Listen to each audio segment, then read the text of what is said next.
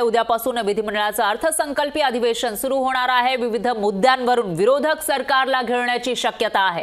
मराठा आरक्षण, ड्रग्ज प्रकरण तसंच डॉक्टरांचा संप या मुद्द्यावरून विरोधक सत्ताधाऱ्यांना घाम फोडण्याची शक्यता आहे। उद्यापासून अर्थसंकल्पीय अधिवेशन सुरू होत आहे। याआधी विरोधकांनी इंटरेस्टिंग पद्धतीने विरोध केला होता। निदर्शनं विधिमंडळ परिसरामध्ये केलेली होती आणि तशाच पद्धतीचं काहीचं चित्र उद्या दिसण्याची शक्यता आहे। तर राज्यामध्ये गुन्हेगारी वाढल्याचा आरोप विरोधक करतायत। त्याचबरोबर ड्रग्जचा मोठा साठा सापडलेला आहे आणि डॉक्टरांचा संप सुरू आहे। तर मनोज जरांगे पाटील यांनी ही चलो मुंबईचा नारा दिला आहे। त्या पार्श्वभूमीवर विरोधक सरकारला घेरण्याची शक्यता आहे।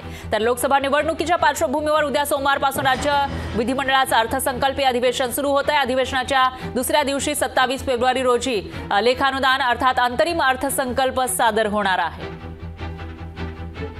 अर्थातच आता विधानसभा आणि विधानसभेनंतर आपली लोकसभा, लोकसभेनंतर विधानसभा, तर तो त्यांचा अंतर्गत प्रॉब्लेम आहे। पण पुढचा अर्थसंकल्प जो येईल तो महाविकास आघाडीचा आहे। लोकशाही मराठी ऐका, पहा, जागरूक रहा।